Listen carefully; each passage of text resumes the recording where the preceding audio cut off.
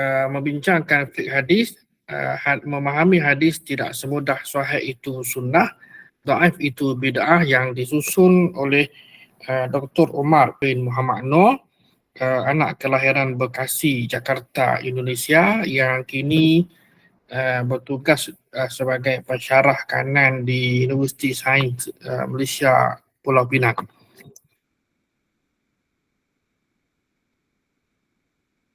Tuan-tuan yang baru join kuliah ini ataupun program ini, untuk makluman kita bincang buku ini. Buku yang disusun oleh Dr. Omar Muhammad Noor ini dibahagikan kepada 5 tema ataupun 5 bab. Bab yang pertama bab akidah, ada 8 tajuk kurang lebihnya. Kemudian bab kedua tentang kenabian, bab yang ketiga tentang ibadah, bab yang keempat muamalat, dan bab yang kelima umum. Jadi kita masih lagi berada dalam bab yang ketiga, iaitu lepas daripada kunut subuh, jamak tanpa sebab. Okey, malam ini kita menyambung tajuk solat Jumaat pada hari raya. Solat Jumaat pada hari raya. Dan saya kira mungkin pada sebahagian masyarakat benda barulah. Okay, kita pergi kepada buku muka surat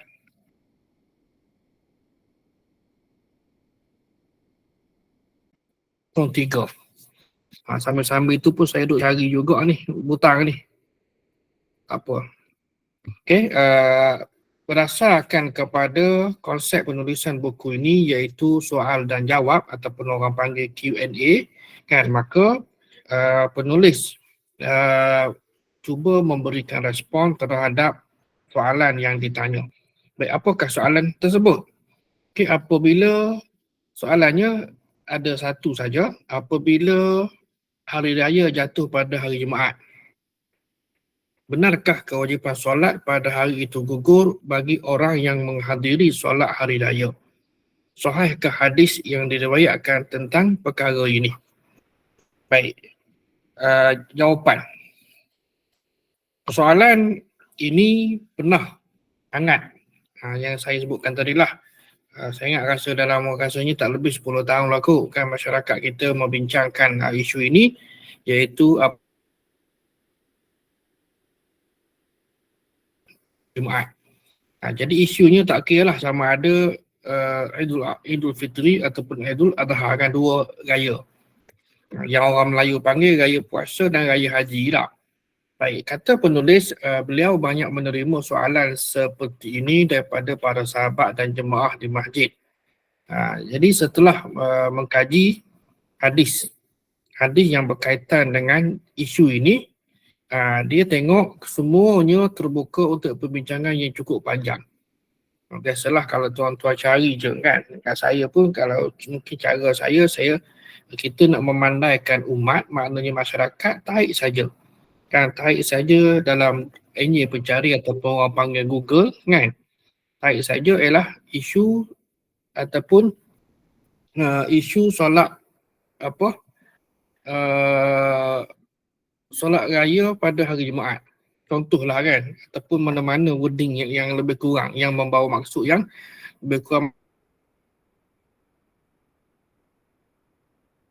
pelbagai jenis link ke, pautan ke, website ke dan sebagainya yang membincangkan ataupun yang menyebut benda tu. Cumanya nak tahu, selaku orang awam, kita nak tahu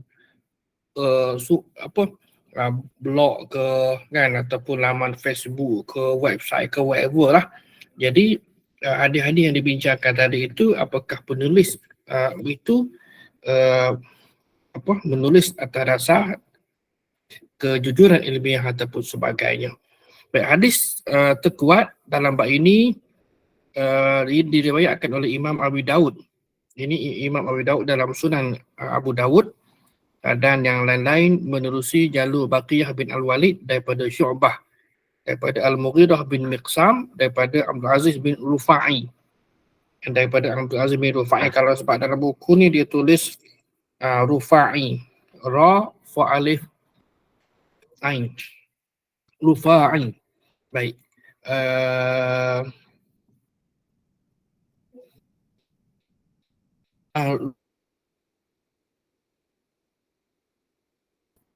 Fine. Rafa'i'ain.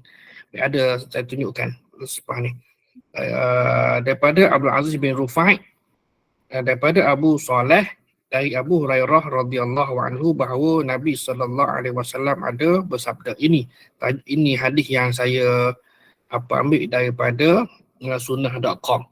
Dan Imam Abu Dawud As-Sijistani memasukkan hadis ini dalam Kitabus Shalah bab iza wafaqa yaumul jumu'ati yauma'id.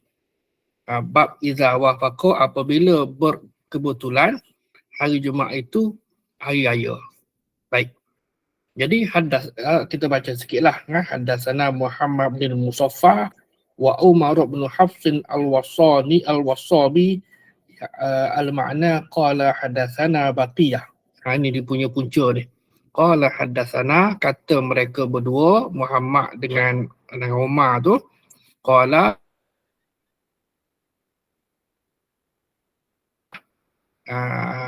dari Anil Mughirah ad-Dabbi, kemudian an Abdul Aziz bin Rufai an Abi Saleh an Abi Hurairah radhiyallahu anhu an Rasulillah sallallahu alaihi wasallam annahu qala qad ijtama'a fi yaumikum hadza idani. Kalau dia punya terjemahannya dia sekat je lah kan. Maknanya qad ijtama'a telah berhimpun fi yaumikum hadza pada hari ni, hari raya lah kata Nabi ni, idani, dua hari raya. Dua hari raya, okey. Faman sya'a ajza'ahu minal jumu'ati wa inna mujammi'un. Baik. Qala Umaru an Syu'bah. Jadi kata Nabi SAW telah berhimpun dua hari raya pada hari ini. Hari raya tu maksudnya sebab hari Jumaat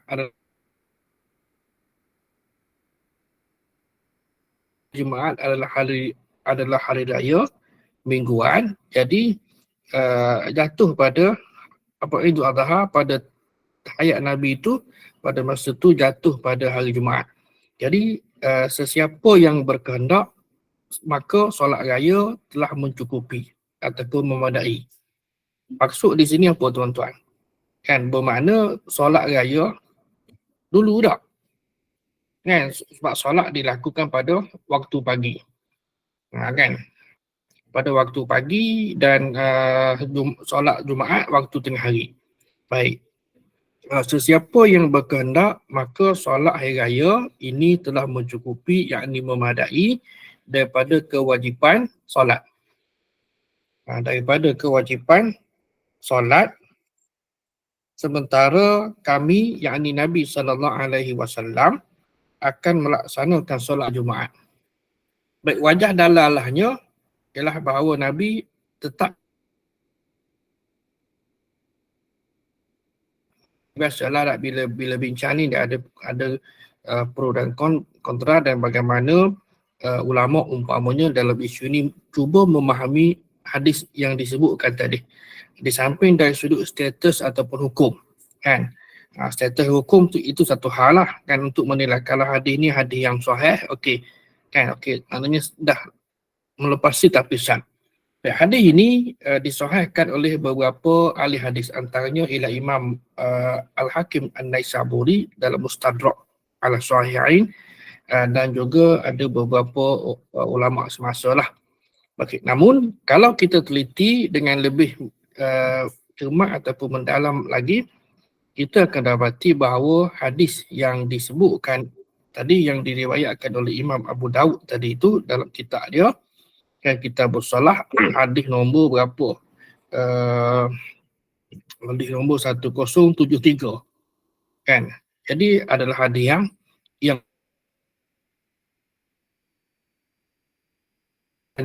disahihkan oleh yang lain, termasuklah Imam Al-Hakim An-Naisaburi tadi, dan juga oleh Syekh Albani dan seumpamanya.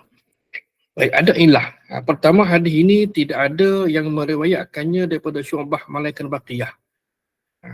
Kalau kita tengoklah daripada dia punya jalur periwayatan itu, haddatsana Baqiyah, haddatsana Syu'bah. Jadi tidak ada yang meriwayatkannya daripada Syu'bah malaikat Baqiyah Al-Walid. Daripada Baqiyah ni Syu'bah saja. Biasanya kalau orang mengaji hadis ni kan mana teliti ni kan, mereka akan tengok daripada misalnya kita nak letak macam mana ya, perawi yang pertama itu sahabat, perawi yang kedua tabi'in, umpamalah supaya nampak tak, perawi yang lapis ketiga atau tabaqah yang ketiga adalah tabi'in.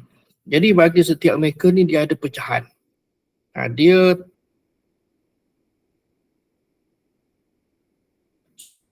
kan bukannya daripada seorang satu lapis, kemudian lapis yang kedua seorang, lapis ketiga seorang, lapis keempat seorang, sampai kelima seorang. Agak jarang lah kan, tapi kebiasaannya dia ada tu. Sebab bila mana kita bincangkan tentang hadis ahad, hadis yang diriwayatkan oleh perawi yang bukan mutawatir, dan ulama bincang kan hadis dari sudut jumlah perawi ni, kita sedikit ulang kaji dah secara sepatah lalu lah. Mutawatir bermakna yang diriwayatkan oleh sejumlah perawi kan pada lapis pertama dan pada lapis-lapis yang berikutnya, dan mustahil pada adanya mereka ni berdusta. Mereka tak berpakat. Misal kata apa ya? Misal kata esok dah cuti sekolah, contohlah kan. Jadi semua mana perawi-perawi ni, kalau kita buat umpama kita di Malaysia ni, di Batu Pahaknya, di Melakanya, di Kajangnya, di Kuantannya, di Kuala Terengganu, dan perawi-perawi ni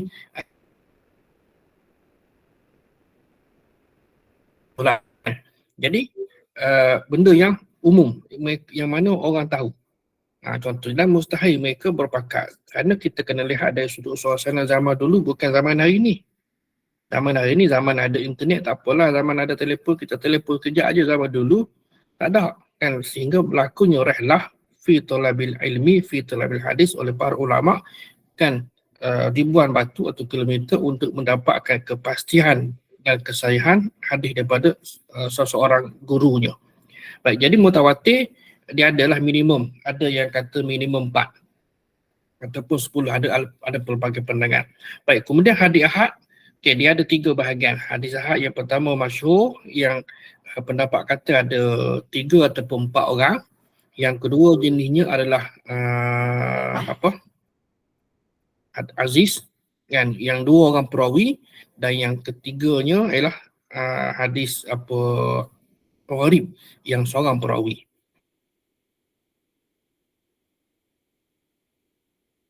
Ahad lah kan, hadis ahad atau hadis yang diriwayatkan oleh sama ada seorang, 2 ataupun 3 ataupun 4.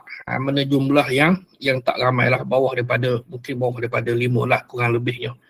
Baik, jadi isunya di sini ialah kembali kepada yang tadi slide kita tadi, hadis yang ada ilah. Okey, yang pertama Baqiyah tadi tu kan, tidak ada yang meriwayatkannya daripada Syu'bah melainkan Baqiyah.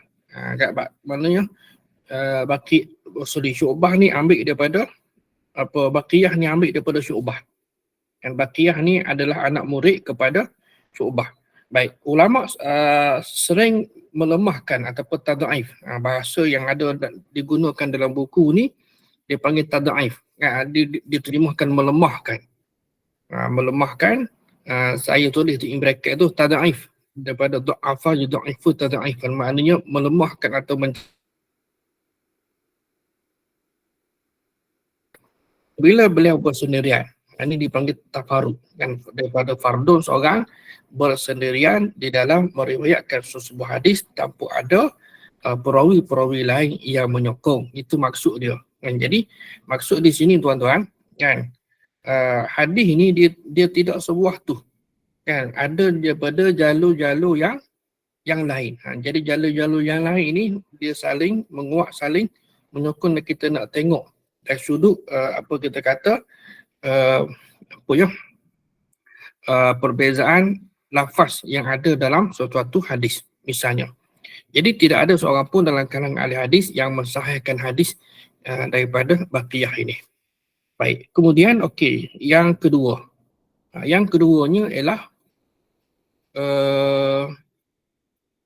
selain daripada tafarrud, selain daripada riwayat secara bersendirian ataupun berseorangan, slide yang berikutnya,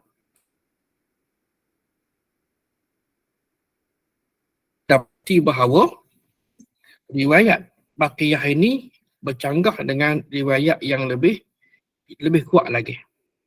Ini makna kalau secara comparison lah, tu sebab bila kita mengaji hadis ni, mungkin tuan-tuan ada follow kelas-kelas pengajian hadis ni, kalau secara praktikal kita akan bagikan pelajar buat kerja, kita bagi hadis, tengok kan. Jadi dia akan kumpulkan hadis 10, 20, 30 hadis yang satu isu ataupun satu tema, kita tengok. Pertama dari sudut perawi, yang kedua dari sudut matan. Kan, perawi tengoklah macam mana. Itu sebab adanya hadis yang dhaif, ada hadis yang sahih disebabkan oleh illah ataupun penyakit yang ada pada perawi tersebut. Yang kedua ialah yang ada di sini. Yang nombor dua ni.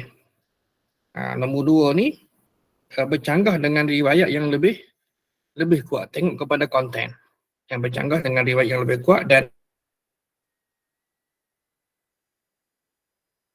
yang mana ini orang yang lebih terkenal lah dalam dari sudut keilmuannya, melebihi baqiyah, meriwayatkan hadis ini daripada Abdul Aziz bin Rufai tadi, daripada Abdul Aziz bin Rufai secara mursal. Baik, oleh itu Imam Daruqutni pula dia kata hadis ni sahih kan, hadis ini sahih dan dia melemahkan hadis riwayat baqiyah yang muttasil. Baik, jadi demikian. Next slide. Dengan demikian, hadis ini tidak cukup kuat. Tidak cukup kuat untuk dijadikan sandaran ataupun hujah. Bila jadi tak cukup kuat ni, makna kalau kita kata sahih ke tidak, yang mana para ulama beza pandangan. Jadi kelemahan hadis ini dinyatakan secara jelas, secara terang oleh Al-Hafiz Ibnu Abdul Bar. Dan juga disebut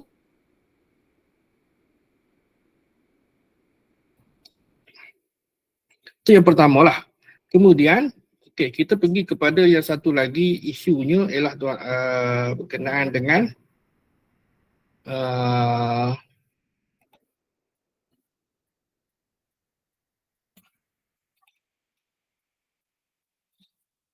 slide sebelah ni.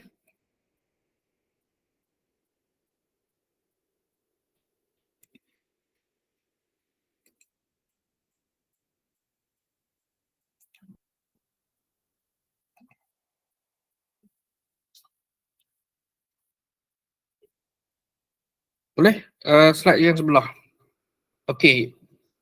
Cerita perbuatan Ibnu Az-Zubair ataupun Abdullah bin Az-Zubair. Ini dia melihat dari sudut hadis inilah. Hadis berkenaan. Satu lagi.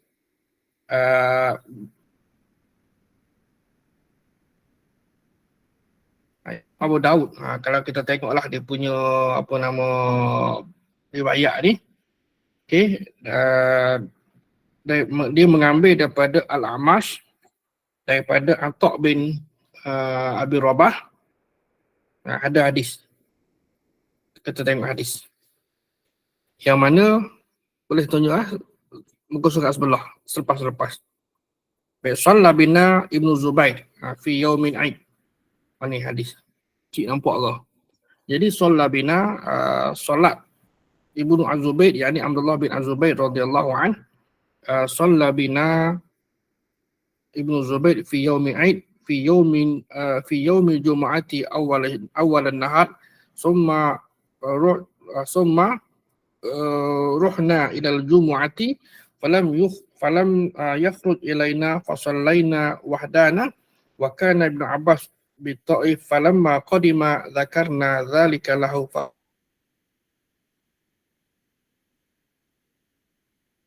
Jadi ini punca dia. Kata Atha bin Abi Rabah ni, solat bina Ibnu Zubair. Kami solat bersama dengan bersama dengan Ibnu Zubair.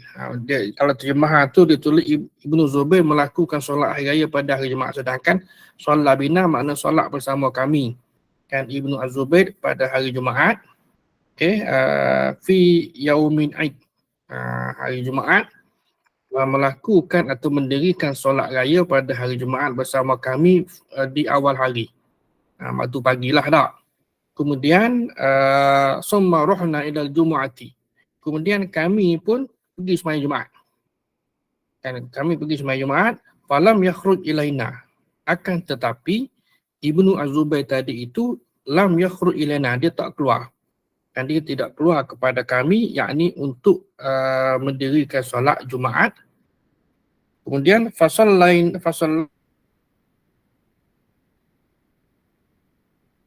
Ibn Abbas bin Taif. Dan kami ceritakan pada Ibn Abbas. Ibn Abbas masa tu duduk di Taif kan. Jadi bila falamma qadimah, bila dia marilah. Maknanya zakarna, kami sebutkan zalika lahu, kami ceritakan kepada Ibn Abbas radhiyallahu anhu akan peristiwa apa, Abdullah bin Zubair kan sembahyang solat raya bersama dengan tabi'in ataupun sebahagian sahabat tabi'in tadi tu. Kemudian dia tidak keluar untuk mendirikan solat Jumaat. Ini syura kan. Maka apa kata Ibn Abbas? Ashaba sunnah. Ia menepati sunnah kan, ia menjadi sunnah. Dia menjadi sunnah. Baik. Kemudian kata Imam Nawawi rahimahullah dalam kitab Majmu' yang menilai sanad hadis ini sebagai hasan. Bahkan sahih.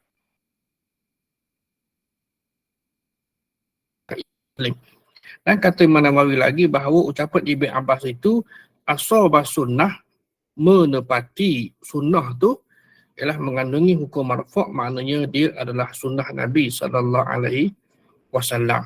Kan, jadi mengapa para sahabat tanya Ibn Abbas? Kerana Ibn Abbas ni orang yang lebih mengetahui lah dan dapatkan pengesahan. Tak mungkin rasa ada keraguan ke, rasa nak lebih yakin ke kan.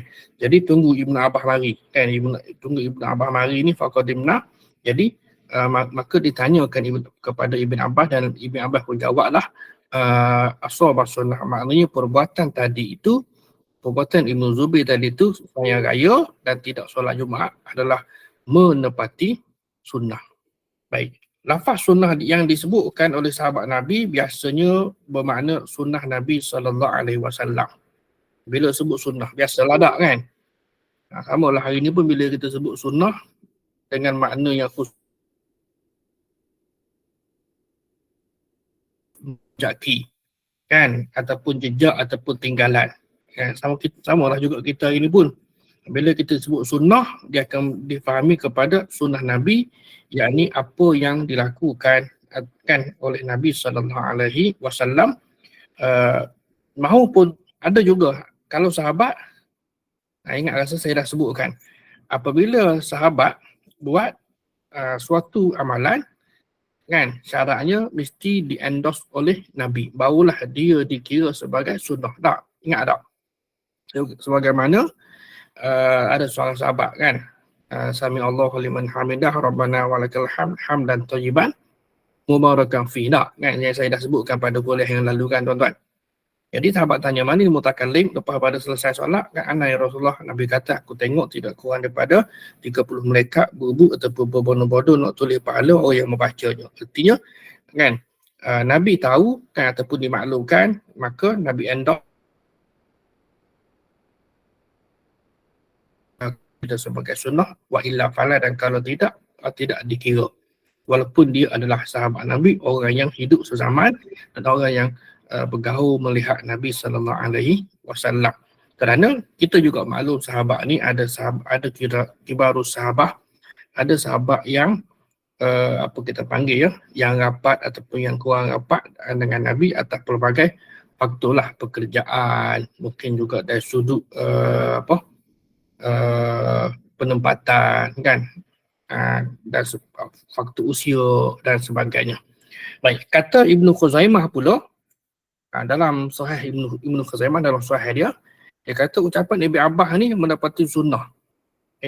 Ucapan Ibn Abbas tadi, ashabah sunnah itu boleh jadi merujuk kepada pertama sunnah Nabi, ataupun juga boleh jadi Ibn Abbas itu memaksudkan bahawa sunnah kan sebagaimana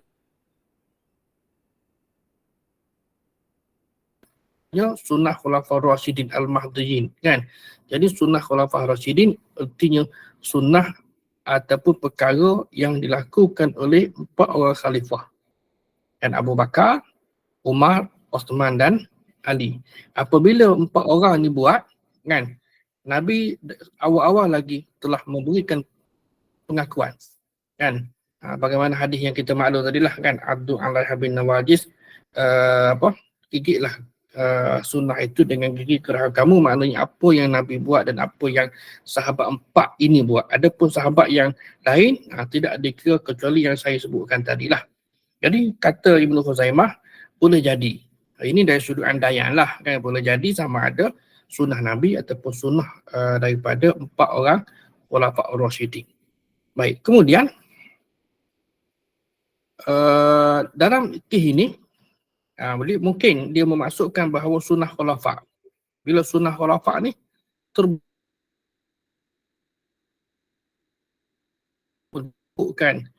ucapan Ibn Abbas itu kepada Abdullah bin Zubair. Ada kata ra'aitu Umar bin Al-Khattab radhiyallahu anhu, aku tengok Umar Al-Khattab itu iza jitama'a idani, bila berhimpun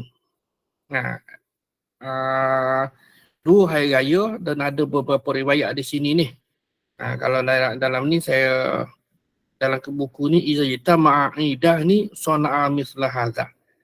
Kata Ibnu Zubair, Umar ni bila berhimpun 2 hari raya, maksudnya jatuh pada hari Jumaat lah kan. Sana'a misla hadza, nak Umar buat macam ni. Macam ni maksudnya apa maksud sana'a misla hadza? Macam Ibnu Zubair buat tu lah.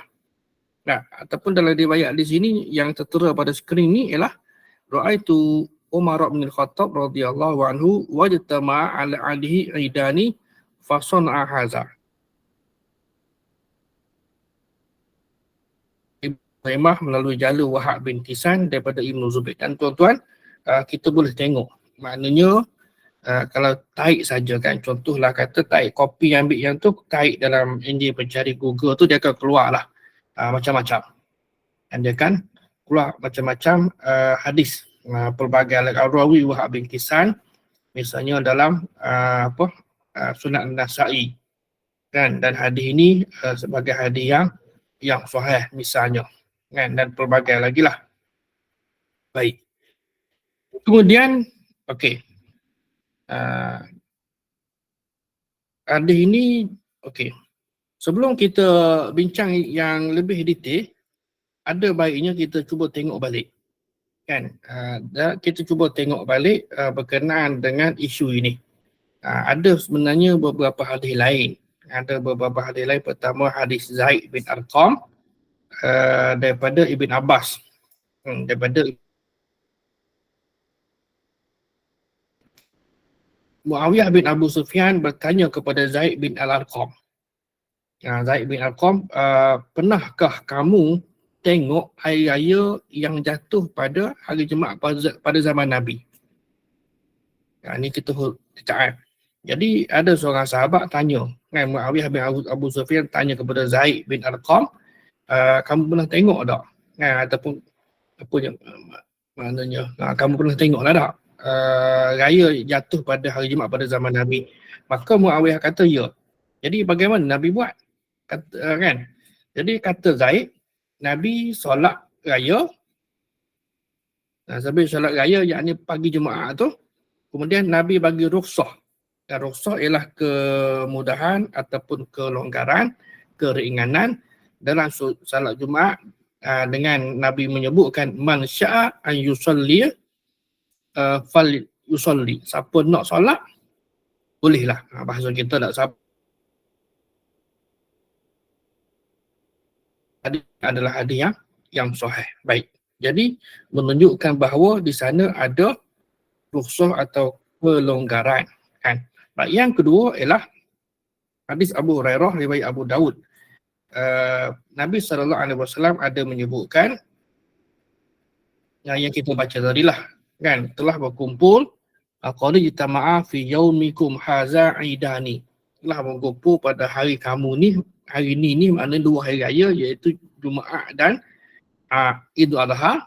Jadi siapa yang nak memadailah baginya solat raya, kan, bagi solat Jumaat tidak wajib. Jadi ada kelonggaran, rukhsah kepada mereka tu. Dan kita tengok mereka satu siapa. Ini juga ulama bincang dalam tajuk yang ketiga nanti. Jadi adapun kami, kata Nabi SAW, kami akan solat Jumaat juga, kan. Kami akan solat Jumaat juga. Baik, Ibn Abbas dalam Sunan Ibnu Majah, lebih kurang samalah maksud dia, kan, telah berkumpul iza jitama'a idani fi yaumikum hadza faman syaa ajzahu minal jumu'ati. Siapa yang nak, maka siapa yang nak solat, okey, silakan. Tak, siapa yang tak nak, kan, dah memadai dah, kan, lebih kurang macam itulah.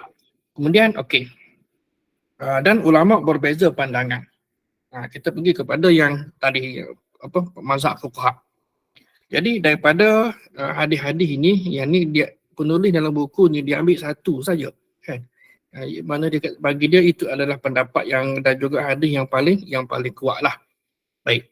Jadi kalau kita tengok tentang hadis-hadis ini, maka kita akan dapati bahawa para ulama berbeza pandangan tentang hukum solat Jumaat yang jatuh pada hari raya. Zaman Nabi itu Idul Adha, kan, contoh. Baik, pertama, solat Jumaat tidak gugur. Daripada sini, jumhur fuqaha tetap mewajibkan solat Jumaat. Bagi fuqaha, okey, dia kata solat Jumaat itu tadi tidak gugur, makna tetap wajib sekalipun seseorang itu telah solat raya. Ini pendapat muktamad dalam mazhab Hanafi, mazhab Maliki dan mazhab Syafi'i. Sebab adalah sebahagian, kan, sebahagian daripada masyarakat kita ni bila mereka mengaji, memang ada hadis yang kita bacakan tadi, kan, bila jatuh hari raya dengan Jumaat, bagi orang yang dah solat raya, maka ada kelonggaran yang Nabi berikan. So, kepada siapa? Baik, ujar mereka sangat kuat kewajipan solat ditetapkan melalui nas Al-Quran sebagaimana yang kita maklum dalam surah Al-Jumu'ah. A'udzubillahi minasyaitonir rajim. Ya ayyuhallazina amanu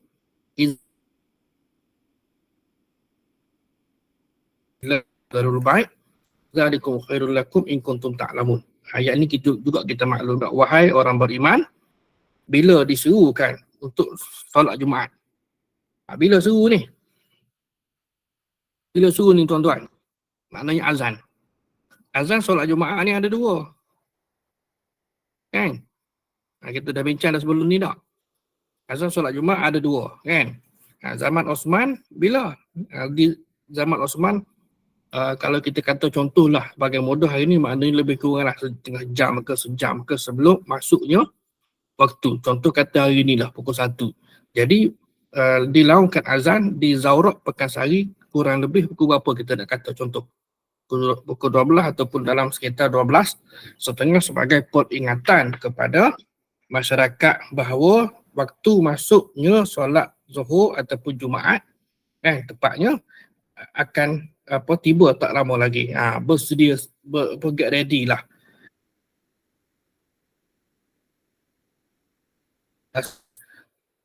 Dilaungkan sebelum waktu. Adapun hari ni, dan juga praktik hari ni adalah masuk waktu. Itu jadi terbalik tak? Okey, tak mengapalah, itu di bawah bidang kuasa pihak berkuasa agama. Baik, okey, next space. Maka solat Jumaat tidak boleh ditinggalkan. melainkan kerana ada dalil yang sangat kuat. Dalil mana? Dalil yang tadilah. Cerita solat Jumaat memang kita maklum, malah macam-macam lah pandangan ulama ni tak, tuan-tuan. Baik, hadis-hadis yang berkaitan dengan perkara ini dilihat tidak cukup kuat untuk nak nasah. Nasah maknanya nak delete lah kalau istilah hari ni tak, ataupun nak takhsis mengkhususkan ayat ataupun kandungan ayat tu. Namun begitu Imam Syafi'i berpandangan bahawa kewajipan Jumaat gugur bagi orang yang berasal daripada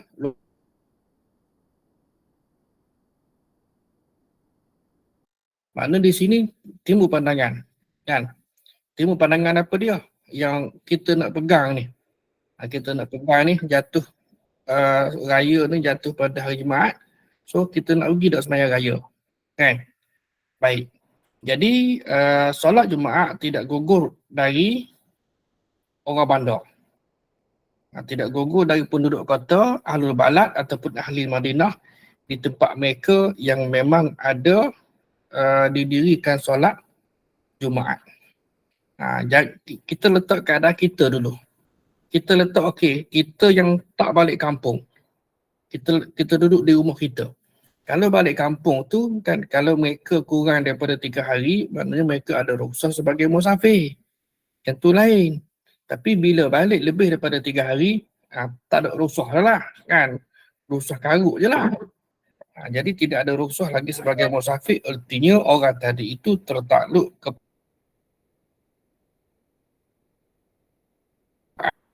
di kampung tadi itu hari pertama dia tak boleh dah jamak qasar. Ini juga berlaku salah faham pada sebahagian masyarakat. Jamak dan qasar tak, tuan-tuan. Ada orang dia faham boleh buat untuk 3 hari pertama. Masuk hari keempat dia solat tamam. Tak. Bila kita dah setting dah dalam kepala kita nak balik kampung ataupun nak pergi ke suatu tempat ni, duduk situ lebih daripada 3 hari, artinya 72 jam, kita tak boleh dah. Awal-awal lagi hari pertama tu kan, tak boleh dah nak jamak dan qasar.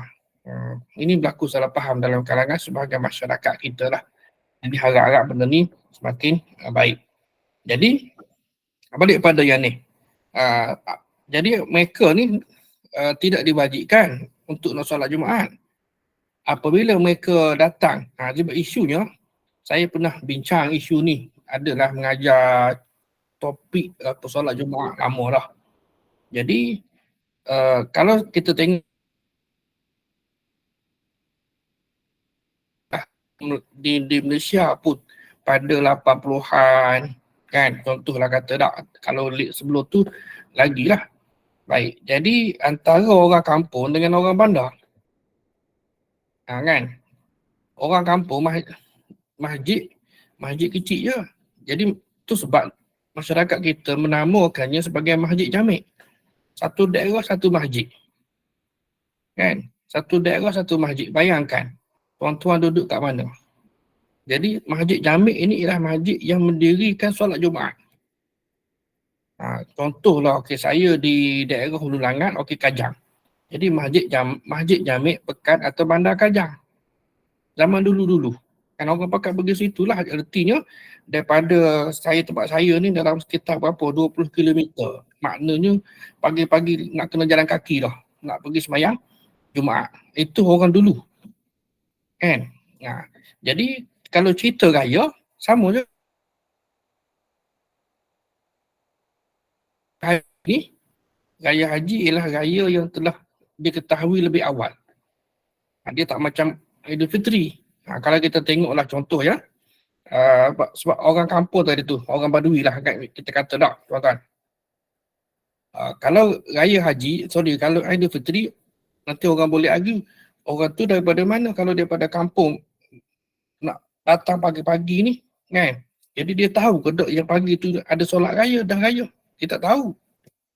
Tapi kalau untuk Idul Adha kan, dah tahu dah, kerana maknanya tengok bulan sabit ataupun anak bulan, dah tahu dah 1 Zulhijjah dan 10 Zulhijjah. Bila tu that's why mereka awal-awal lagi datang. Dan awal-awal lagi datang, kalau bahasa kita ni lepas subuh lah kan, lepas subuh ni mereka datang, ataupun mungkin awal daripada itu. Siapa yang biasa berada di Timur Tengah, aja di Mesir dulu, kalau subuh ni habis sekitar dalam pukul 7 lah syuruk dah. Dalam sekitar 7:30 ke. Maknanya masuk waktu halal kan. Jadi dah boleh dah nak solat raya. Kita standard Malaysia 8:30. Mesir tak. Itu yang first time kami terkena. Tapi sempat lah kan. Sempat pasal rumah duduk sebelah masjid. Duduk 3-4, kami ni bergegah turun. Kan, dia lah lepas pada sembahyang subuh ni kita balik rumah kejap, kita duduk ingat kata dah lah kan, dalam 8:30 masa tu, maknanya dengan ingat kata cara Malaysia tak, rupanya bila dah habis dah waktu haram, masuk waktu halal, mereka terus solatu jamiah kelang kabut. Artinya itu di Mesir. Saya tak pastilah, mungkin kalau zaman awal kan, kalau zaman awal ni artinya bagi ruang, sebagaimana yang diamalkan oleh masyarakat kita,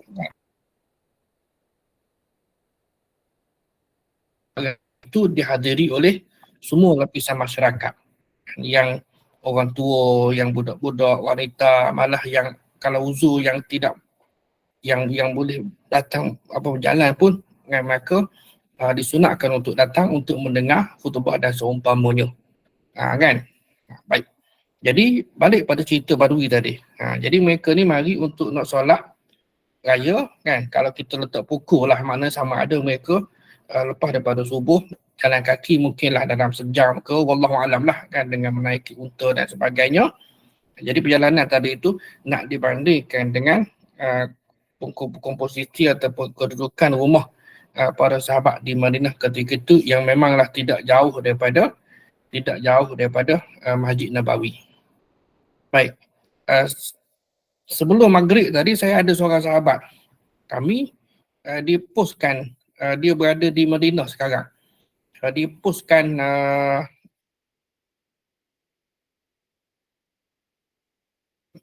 Madinah nak ke Kubah. Saya pun scroll, masa dia tulis RM10. Saya pun scroll, saya tengok map, saya Google dengan map ni, tengok jarak antara Masjid Kubah, Masjid Nabawi ni 4.4 km. Artinya kalau 4.4 km agak-agak kata kalau kita berjalan berapa minit? Mungkin setengah jam boleh kot. 4 km kan? Ataupun 5 km lah tak? Kan? 5 km setengah jam contoh. Ataupun tak lebih sejam. Jadi kalau kampung dulu okey, dia adalah sekitar dalam, kalau kita ini mungkin dalam 10 km, bermakna mungkin perjalanan orang Arab Badui ni yang berada di kawasan sekitar Masjid Nabawi Madinah ni akan datang lebih awal untuk mendirikan solat Idul Adha bersama dengan Nabi SAW kan, solat raya. Jadi bila mereka dah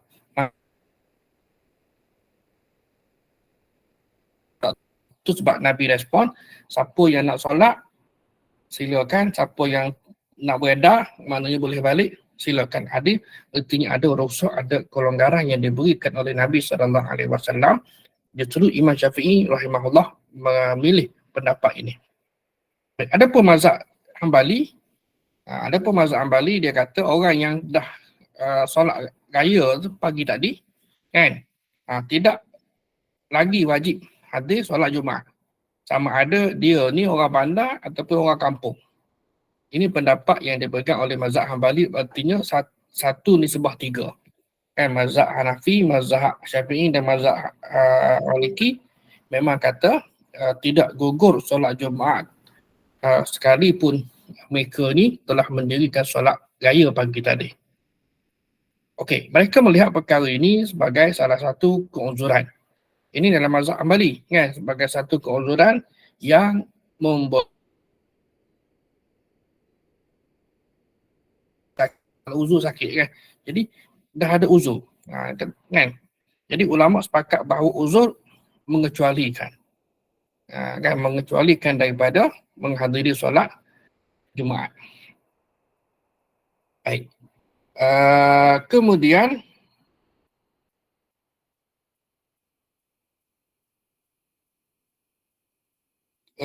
Zuhur dan Jumaat. Okey. Yang ketiga ialah menurut mazhab Hambali juga kewajipan Jumaat tetap meliputi orang yang solat raya. Namun orang itu diizinkan untuk tidak hadir solat Jumaat kalau dia nak. Kalau dia nak, mana solat tu wajib tapi ada rukhsah, ada kelonggaran kan. Kalau dia nak, okey, dia boleh tidak hadir. Jika ia hadir solat Jumaat juga, maka perbuatan itu lebih disukai bagi menghindari khilaf dalam kalangan masyarakat.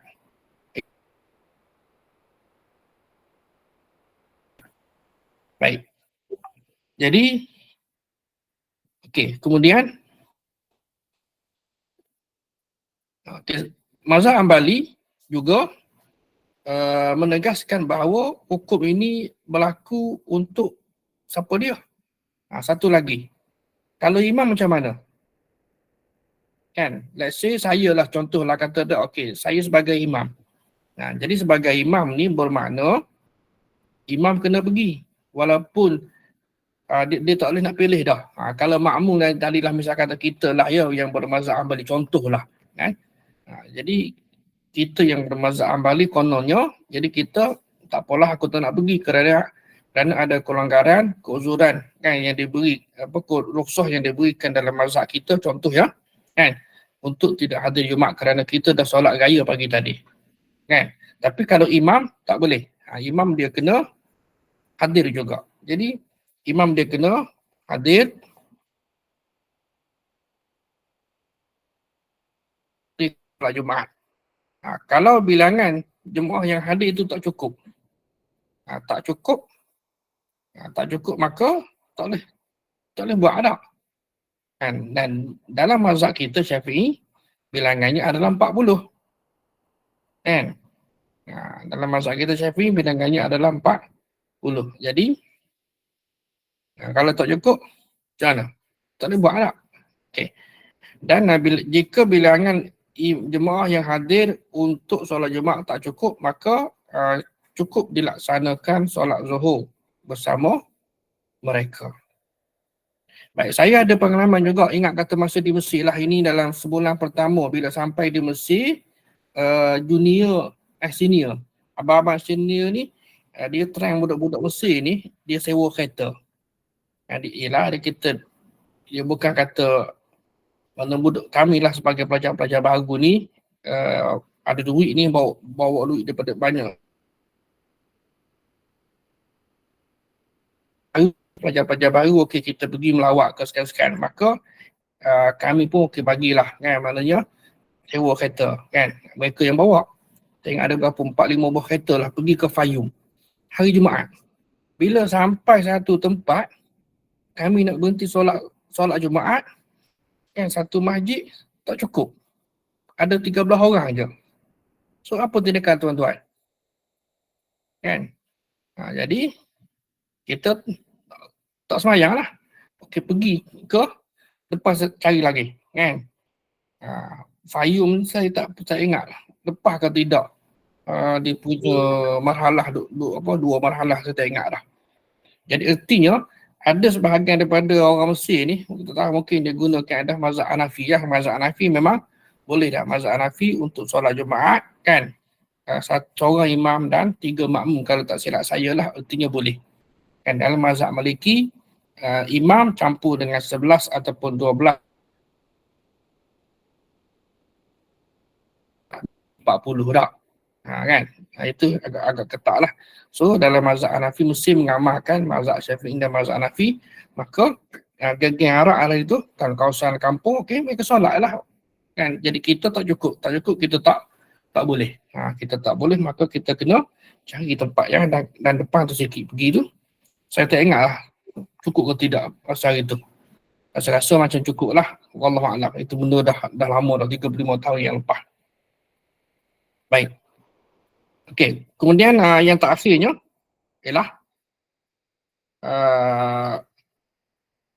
jadi apa sebagai konklusi? Jadi sebagai konklusinya, bila mana timbul isu ini kan, walaupun antara mazhab tadi itu, kalaulah berlakulah pada raya akan datang, kan, Idul Fitri misalnya nak jatuh pada hari Jumaat, so apa tindakan kita? Kita yang bermazhab Syafi'i ni, kan? Jadi mungkin orang yang memahami dan kalau ada keuzuran, maka mereka boleh. Sebab ini adalah kita ni berada dan masjid cukup banyak di Malaysia, tak jadi isu dah, kan? Kalau solat raya, biasa kita solat di surau yang berdekatan dengan rumah mak kita, dengan rumah orang tua kita. Adapun di masjid, kan? Adapun di masjid adalah adapun untuk solat Jumaat, maka kita akan solat di masjid dan rasanya tak jauh juga, mungkin adalah beberapa kilometer lah. Kecuali rumah orang tadi itu di pedalaman, jauh daripada kampung orang, dan ada kelonggaran. Dan apatah lagi kalau dia tu masih lagi berstatus musafir. Dan kalau bukan musafir, dia kena usaha lah, kan? Sebab balik ada kenderaan, kecuali balik dengan taksi, kan, dan bergantung harap kepada kenderaan orang lain, maka untuk solat Jumaat tidak ada kenderaan yang boleh dibawa, maka mungkin masa tu dikira sebagai keuzuran. Ini rasa-rasanya mustahil lah, kan, kut mana pun ada kenderaan. Jadi sebaik-baiknya lah elakkanlah daripada khilaf, kan, dan hadirkanlah diri untuk solat Jumaat. Jadi okey, satu perkara lagi masalah kita ni, contohlah kata tak, bila raya lah tuan-tuan.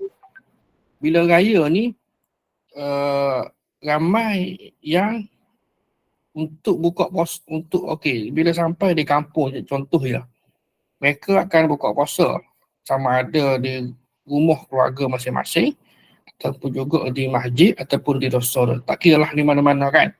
Baik, jadi solat isyak, solat tarawih pun tak ramai. Saya tanya, adalah sahabat-sahabat saya yang jadi imam, dia kata tak ramai juga. Musim perayaan orang balik kampung pun, kan. Dan begitu juga yang solat subuh, lagi tak ramai. Tak tahulah, mungkin mereka bagian daripada masyarakat kita. Baik, tuan-tuan dan puan-puan yang dirahmati Allah sekalian, saya kira sekadar inilah untuk pada malam ini dan tahun ini. Ada soalan kah? 1, 2 lah barangkali.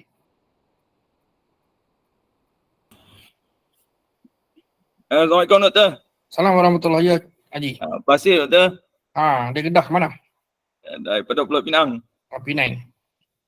Saya nak Doktor, ingat ni. Ada satu masalah mungkin minta pandangan doktor lah. Berkenaan dengan sembahyang Jumaat ni, kalau kita di kampung-kampung masjid, mungkin kita tak ada masalah dengan memenuhkan jemaah kita seramai 40 orang yang mengikut mazhab kita Syafi'i, kan. Tapi macam di surau ataupun komplek macam kuartus kerajaan, dia agak payah untuk memenuhkan ataupun mencari 40 orang tu, Doktor. Contohnya kalau masa kita duk tengah khutbah itu belum cukup tau. Dia menjadi amalannya ialah apabila dekat-dekat nak habis khutbah tu baru dia penuh. Tetapi apabila contohnya kita dah habis khutbah, Doktor, kita sembahyang tapi jumlah tu tak penuh, tak cukup 40 orang seperti mana yang dikehendaki oleh mazhab kita. Jadi setelah kita habis sembahyang baru kita tahu, boleh tak kita mengikut mazhab lain ataupun kita kena sembahyang balik, Doktor? Contohnya berlaku di kuartus-kuartus kerajaan lah, anda tengok. Dia di kuartus mananya yang ni masa bila ni? Musim perayaan ke macam mana? Dia musim-musim biasa juga, Doktor. Yang selalunya kita ada buat sembahyang Jumaat di kuartus, surau kuartus kita. Sebab kita nak bergerak ke masjid, payah dan masyakkah dan sebagainya, kita sembahyang di kuartus lah. Selalunya memang cukup, tetapi amalannya ialah kita akan mencukupnya setelah dekat-dekat nak sembahyang, khutbah nak habis, barulah dia akan penuh jemaah tu. Dia masalah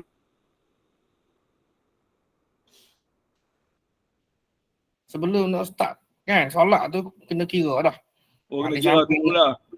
Sepatutnya. Dia memang adalah pandangan sahabat-sahabat dia pun, misal kata kalau dia bangun amarah ada sebelah ke. Dan hari ni pun dia isunya apabila dia win-win lah. Kalau kawasan kepadatan tinggi, permintaan daripada Jabatan Kerajaan untuk mendirikan solat Jumaat di surau mereka. Betul tak? Ya, betul. Betul. Kata di PWTC ada surau. Kemudian Ya, di Bangunan Mara ke ataupun sebelah di bawah tu ada surau Jumaat. ya. Contoh kata di Tabung Haji, contoh. Kan? Betul. Kalau yang memang orang dah tahu dah, kita yakin memang melebihi 40 tak ada masalah. Tapi kalau yang mungkin quarters ke ataupun surau yang taklah besar mana, maknanya petugas tadi itu dia kena pasti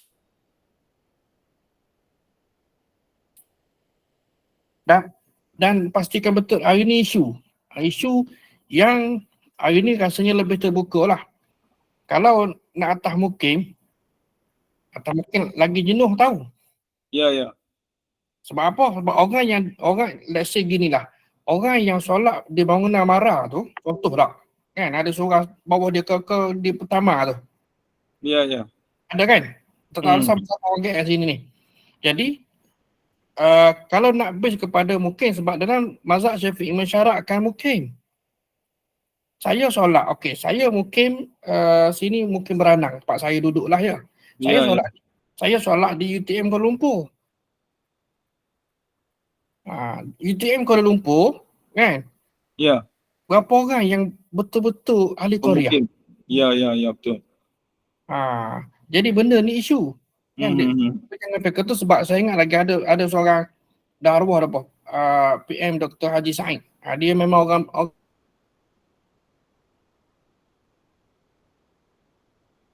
kan? Dia akan pergi keluar ke Pandan Jaya ke apa ke yang memang betul ada Korea. Sebab dia kata di sini entah bukan ahli Korea.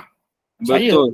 Saya bukan ahli Korea, saya duduk di luar daripada Korea. So yang dimasukkan dalam cukup 40 tu adalah ahli mesti Korea. Ahli Korea. Sebagaimana Syafi'i mensyaratkan begitu.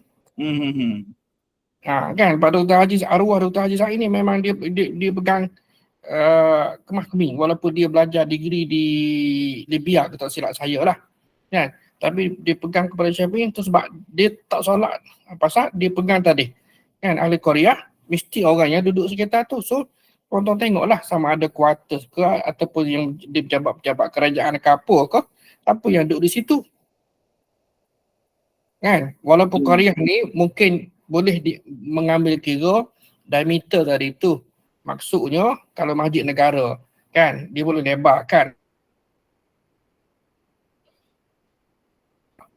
Kan, tapi siapa dia yang jadi ahli Korea dia untuk nak mencukupkan 40 orang, yang 40 ni mesti dia tak boleh pergi tempat lain. Kalau dia pergi bermakna implikasi kepada sahnya solat Jumaat kerana bilangan 40 dah hilang. Ya. Itu sebab. Jadi nak menjadi tanggungjawab kewajipan kepada petugas ni kena semak. Tapi hari ni isu kira dulu tu. Kena kira dulu noh. Sebab begitulah. Cuma isu hari ni kan, isu hari ni dia diasaskan 40. Maknanya dari sudut pegangan kita tu dah agak longgar. Kita kata kalau betul-betul pure. Cuma mungkin tuan-tuan boleh tengoklah kita pakat-pakat cari penyelesaiannya yang betul-betul ahli Korea. Sebab kalau betul-betul ahli Korea, kita nak tanya seorang-seorang. Kamu ahli Korea ke? Kamu ahli Korea ke? Betul. Macam kuartus kerajaan pun banyak bukan ahli Korea tau doktor. Dia orang datang bekerja di sini dan tinggal sementara kerja saja.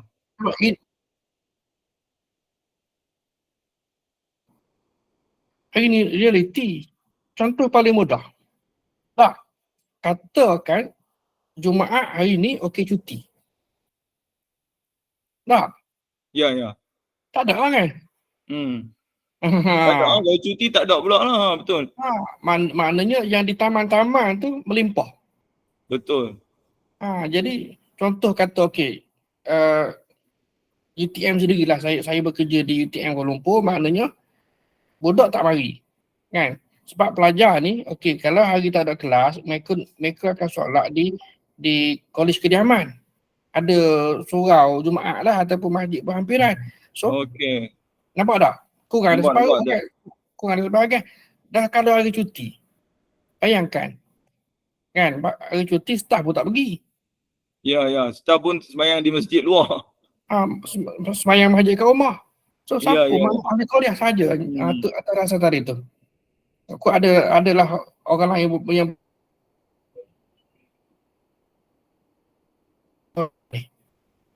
kan? Ya, yang pastinya doktor, ahli jawatan kuasa tu kena cek dulu, periksa dulu satu-satu sebelum solat lah, no?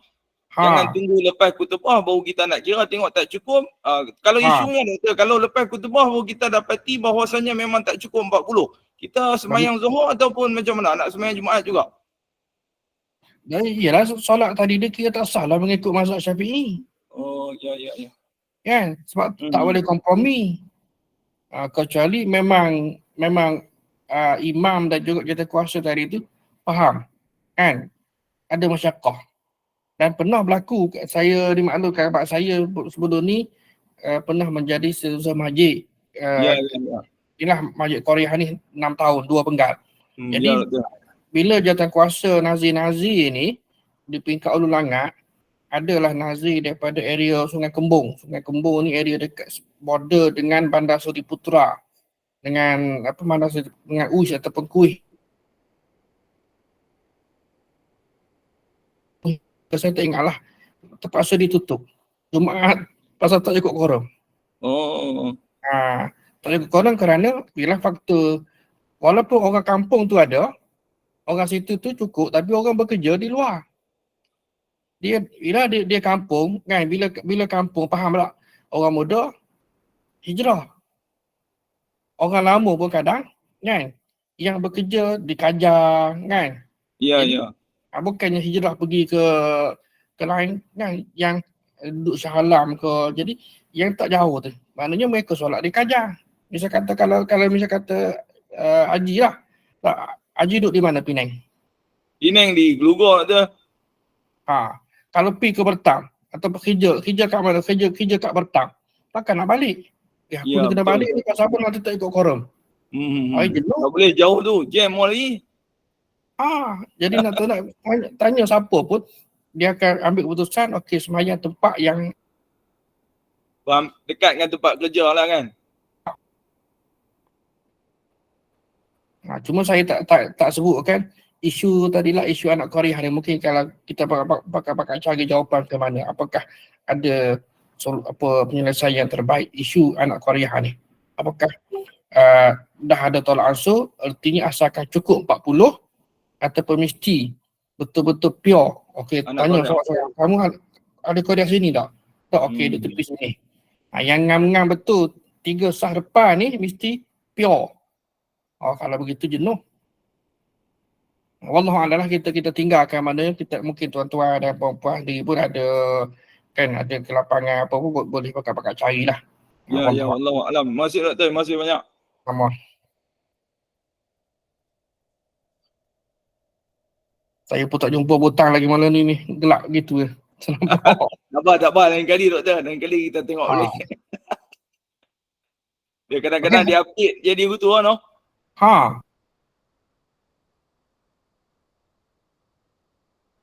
Okey, ada lagi kalau tak ada kita berhenti di sini lah. Assalamualaikum doktor. Assalamualaikum warahmatullahi wabarakatuh. Kalau bahaya kalau cukup 40 kan kalau jemaah lah. Kalau sudah sore batal semua. Batal semaya kau apa? Batal tu tak apa. Kalau batal tu bila batal wuduk ke batal solat tu dia kena maklumkan. Kalau tak maklumkan kerana dia jahil, kalau kerana dia kejahilan dia yang 39 lagi tu terlepas. Sebab dia tak tahu. Kan? Dia tak tahu. Mana kita lah kata yang solat bersama dengan tu, kita kira tidak ada masalah dah. Kecuali okey, kenapa kamu tak bagi tahu? Kan? Bila tak tahu bermakna solat kita tadi tu consider sah lah. Kecuali dia bagi tahu, imam, saya tadi tu terketuk. Bila terketuk ni, saya rasa nak takkan aku rasa. Oleh kerana Jumaat ni mana mesti syarat 40, maka the whole 40 hari itu batal. Mana tidak sah, tidak sah lah. Tu ilmu masyarakat kita kena ada ilmu. Dia kadang benda-benda macam ni, dia benda-benda yang bersifat nampak remeh teknikal. Kan? Okey, satu perkara lagi lah ni saya ada pengalaman juga bila jadi SU masjid dululah 2000 berapa 11 hingga 2016. Jadi masjid tempat kami ni dia ada wing kanan kiri. Kemudian yang sebelah kiri ni dikhususkan untuk muslimat. Baik. Jadi bila dikhususkan untuk muslimat, hari Jumaat buka. Bila buka, okey, jemaah lelaki kan, jemaah ni masuk ke depan. Bila masuk ni dalam wing ni ada selain di door. Penuh. Bila penuh bermakna ada 2 orang tak dia sangkut. Bila orang dah komat, okey, orang dah masuk sah belaka kan. Jadi lebih muatan dalam wing kiri tempat muslimat ni. So dua jemaah lelaki ni tak boleh nak keluar daripada wing tadi tu. Jelas kan? Ya. Jelas ke? Jelas. Jadi dia ambil keputusan tak semayang. Pasal tak ada ruang dah. Saya duduk belakang sini, saya duduk belakang lah. Di tengah sebab ruang solat ni, ruang solat satu kan. Kemudian saya duduk belakang tempat yang tak ada, yang di luar lah biasa. Macam beranda tak. Kadang saya duduk nak perhati tengok keadaan. Baik. Jadi timbul lah. Bermakna kalau solat Zuhur, okey tak apa. Orang tu memang dia tidak dapat solat bersama dengan imam dan dia boleh solat round kedua. Baik. Kalau solat Jumaat, sekiranya kita terperangkap dalam boleh. Bermakna kena solat juga dalam keadaan berdiri. Rokok, sujud dan tahiyat pun dalam keadaan kita berdiri. Sebab apa? Sebab Jumaat tentu je. Tak boleh kita nak sembahyang lepas tu, betul? Sebab kita dikira sebagai uzurlah masyakkah. Kan? Ataupun juga isu kedua, hujan. Hujan lebat biasanya adalah orang kita ni dihampas jadah kat luar tak kan, yang masjid yang melempah ni, bermakna dia kena masuk belaka penuh overload jadi bermakna mungkin 3, 4, 5 sah belakang ni kan memang bertindak. Jadi ada sebahagian jemaah kita ni biasalah yang hujung-hujung ni biasanya memang kalau ayat-ayat direct ni yang jahil je. Bukan kata kita nak tembak tak. So, biasanya begitu. Jadi akhirnya tak semayang. Walah kalau dia ada ilmu sikit kan.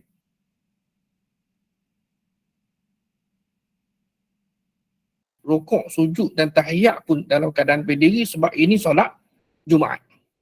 Tidak ada usi ulangan, betul? Pasal ada masyakkah tadi.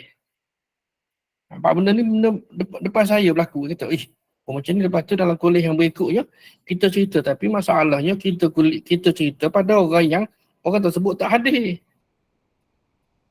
Dia biasalah yang regular jemaah ni, insya-Allah alhamdulillah dari sudut ilmu ni ada tambahan lah, tapi yang masalahnya ialah kepada orang yang tak hadir kuliah agama ni memang dia akan berada dalam keadaan jahil selamanya. Ini antara masalah masyarakat kita. Jadi tak berapa nak ambil kisah perihal, nak tambahkan ilmu agama. Wallahu a'lam, sekadar selingan lah. Okey, saya rasa sekadar itulah kok.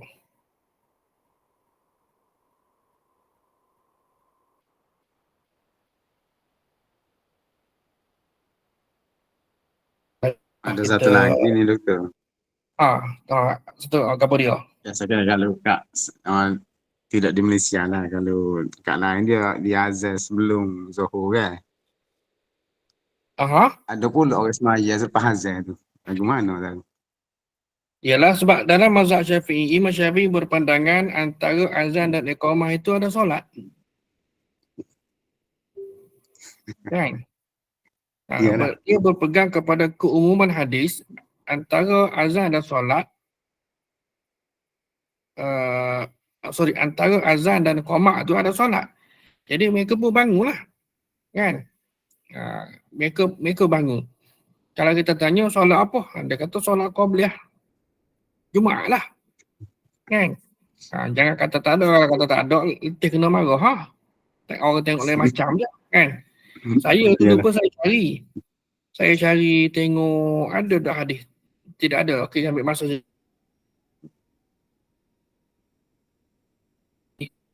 sahabat jadi makmum. Nabi mati, dia sahabat pula jadi khatib, tabi'in jadi makmum. Benda yang berlaku zaman Nabi tak? Kan benda ni pun saya dah bincang isu ni pun lama dulu. Artinya azan masuk waktu pada zaman Nabi, kan? Nabi keluar daripada bilik imam, okey, naik mimbar, kan? Maka muazzin Bilal lah kita kata tak, lakukan azan. Habis azan, Nabi pun berkhutbah. Datang seorang lelaki, kan? Nabi tanya, mudah sembahyang belum?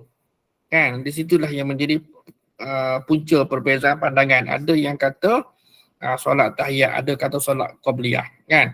Jadi soalan situ kalau kita perhati betul-betul secara jujur, maknanya Nabi tanya lelaki tu, kan, mudah sembahyang belum, merujuk kepada solat apa? Solat tahiyatul masjid. Solat tahiyatul masjid sebab bila masuk masjid, kan, solat apa? Solat tahiyat lah. Sebenarnya Pak Imam Syafi'i tadilah dia berpegang pada hadis yang dengan makna dengan yang umum, iaitu antara azan dan qamah ada. Dan itu sebab saya cerita kan dari sudut praktis Nabi dan benda ni zaman berzaman, kan, kalau praktis di Madinah misalnya, itulah dia. Tapi dah hari ni lain, kecuali orang yang cari bagaimana punca, kan, suatu amalan itu. Dia akan jumpa. Itu saja. Jangan kata salah. Cuma bila kita nak buat, bermakna yang lebih baiknya adalah apabila lepas solat Jumaat, maka kita bangun untuk solat 4 rakaat 2 salam tak? Kan? Lepas solat Jumaat. Itu. Kita bercerita tentang fadilat atau kelebihan. Bukan cerita orang tak buat pun tak apa, Ustaz. Betul. Memanglah tak ada isu tak buat pun. Cuma buat berdasarkan kepada kaedah yang betul, ada nas dan juga kita itu. Barulah rupanya macam ni. Kan, sebab wurud lah kita panggil, kalau ayat dia panggil sebab nuzul. Wallahu a'lam. Salah ke doktor? Semaya kalau pak semaya ba'diyah kau boleh kau, kalau pak direct tu kena macam ada tahiyat lah tengok tu. Kau tak ada orang buat. Pak direct biasa dalam mazhab kita dua-dua je. Syafi'i, Hanafi 4 direct. Masa saya ada tengok ada orang buat pak direct tu. Memang ada orang buat. Saya tengah hari tadi pun dua-dua lah. Saya tengah hari tadi pun duduk depan saya. Depan saya ni dia masuk ni dia buat 4. Kan? Saya perhati tengok ni tengok muka ni macam Bangla. Kan, kata dalam hati saya dah kata ni mesti Hanafi ni. Lepas tu habis 4, okey, dia naik Allahu Akbar, takbir pula. Kan?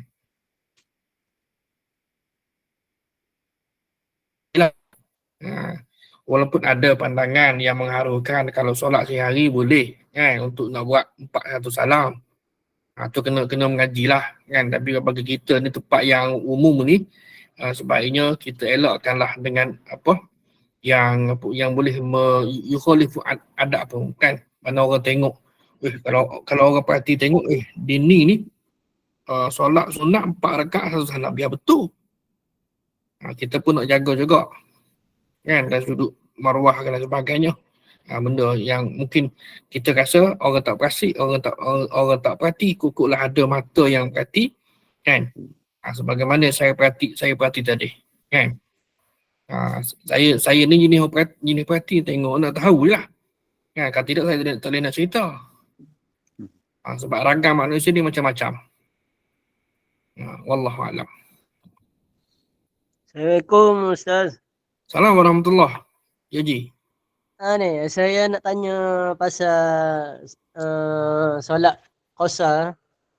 Kalau saya nak balik, contoh saya duduk Penang lah ni, nak balik di Kelantan dalam seminggu Saya tak saya ambil saya ikut Syafi'i, saya nak ambil mazhab Bukhari, kata 18 hari boleh qasar. Boleh tak gitu? Boleh. Kena mengaji molek lah. Jangan duk main celah-celah. Boleh tu boleh. Kena ada hadis dan ada yang sahabat pun ada. Cumanya kena mengaji betul dan juga seelok-eloknya kalau nak buat apa tak perlu dah ada cerita pada orang lain, boleh menimbulkan fitnah dak. Yang itulah nak fikir. Sebab kalau nak pakai hak Syafi'i, maksudnya kalau saya nak plan dah nak balik seminggu dia. Maksudnya saya kira sana memang kena buat tamam tak? Tak boleh. Sebab plan dah nak balik seminggu. Tapi kalau saya nak pakai Bukhari, maksudnya dalam seminggu tu saya boleh qasar. Seminggu tu boleh? Betul. Ustaz? Cumanya dengan nak qasar, maknanya jamuk ke tak? Jamuk qasar lah. Qasar jamuk je. Nak qasar ke? Tak, qasar saja. Seminggu tu. Tak maksudnya okey, bila masuk waktu Zuhur kan, ataupun solat Zuhur 2 rakaat. Macam tu. Kalau saya nak pilih Bukhari, maksudnya seminggu tu saya qasar saja 2. Tapi kalau bagi saya lah kan, kalau bagi saya ni, kita juga bila kita kalau tidak ada keperluan yang mendesak, eloklah kita pergi ke surau ataupun masjid sebenarnya. Okay. Sebaiknya kan, walaupun kita ada rusak untuk qasar, jamuk dan qasar, sebaik-baiknya yalah. Qasar walaupun tempoh 3 hari, silakan, tak masalah. Kalau nak pergi ke seorang masjid sebab kita balik jarang-jarang sekali, contohlah pun, terpulanglah kepada masing-masing. Yang penting buat tadi tu atas dasar ilmu. Itu je. Saya setuju dengan Ustaz tu. Lagipun sebab lah ni pun surau dengan masjid pun dekat je. Lagipun kita ada transport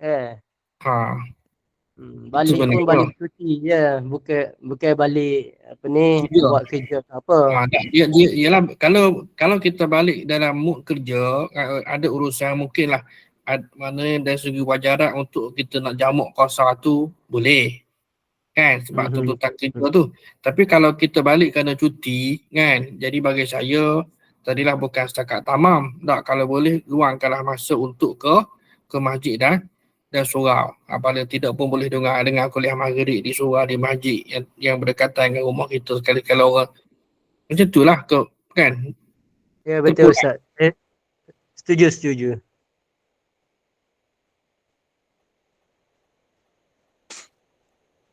Okay, hari lagi tak nak kita berhenti sini. InsyaAllah kita sambung pada tahun depan. Terima kasih Ustaz. Okay. Jazakallah.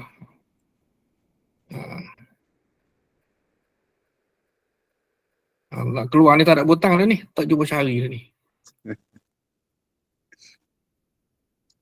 Tutup suri pertama.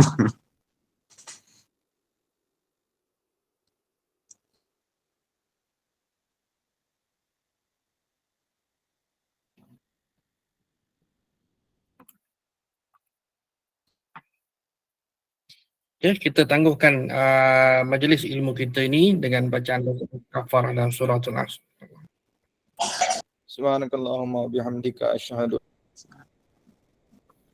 Wallahu a'lam. Assalamualaikum warahmatullahi wabarakatuh. Waalaikumsalam. Jumpa tahun depan, Doktor. InsyaAllah. InsyaAllah.